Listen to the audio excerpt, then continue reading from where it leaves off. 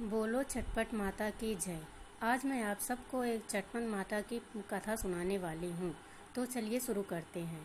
एक गांव में एक पति पत्नी रहते थे। पत्नी का पति लकड़हारा था। वो लकड़ियाँ जंगल से काट के लाता और बेचता था।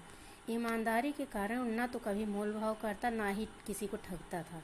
जो जितना पैसा देता उसी में ही वो अपनी लकड़ियाँ बेचकर वापस चला आता। उसके कमाए हुए पैसे से मुश्किल से 2 वक्त की रोटी ही मिल पाती थी, जिसकी वजह से उसकी पत्नी बहुत परेशान थी। वह रोज़ कहती कि कुछ और दाम बढ़ाकर बेचा करो, पर पति ऐसा करने को मना करता।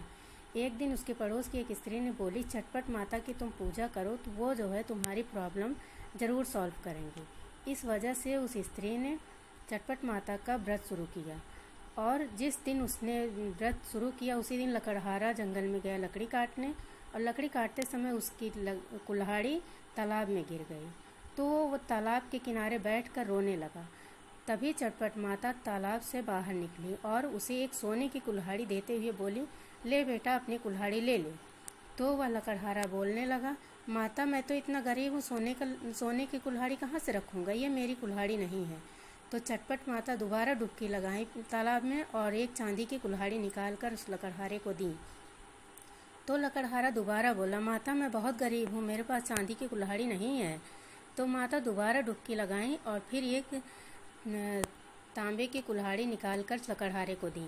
तब भी लकड़हारा उसे लेने को तैयार नहीं। तब बोला, माता ये तो मेरी कुल्हाड़ी नहीं है। तब माता ने कहा, अरे पुत्र तो तुम्हारी कुल्हाड़ी कैसी है? लकड़हारे ने कहा, माता मेरी कुल्हाड़ी साधारण लोहे की है। फिर चटपट माता तालाब में डुबकी लगाकर वो लोहे की कुल्हाड़ी निकाल कर लकड़हारे को दी। तो वो देखते ही खुश हो गया, बोला, हाँ माता यही मेरी कुल्हाड़ी है। इस बात से चटपट माता बहुत प्रसन्न हुई। उन्होंने उसकी ईमानदारी के इनाम स्वरूप उसे सारी कुल्हाड़ियाँ दे दी और बोली, ले जा बेटा, इन्हें बेचकर तू अपनी स्थिति सुधार सकता है और कोई नया व्यवसाय शुरू कर सकता है। बहुत कहने के बाद ही वह लकड़हारा उन कुल्हाड़ियों को लेकर आया और सोने चांदी की कुल्हाड़ियों को बेचकर वो अपना घर भी बनाया, अपना नया व्यवसाय शुरू किया। इसकी वजह से तो उसकी पत्नी बहुत खुश हुई और उन्होंने खुश होकर चटपट माता का प्रसाद सभी को खिलाया। बोलो चटपट माता की जय।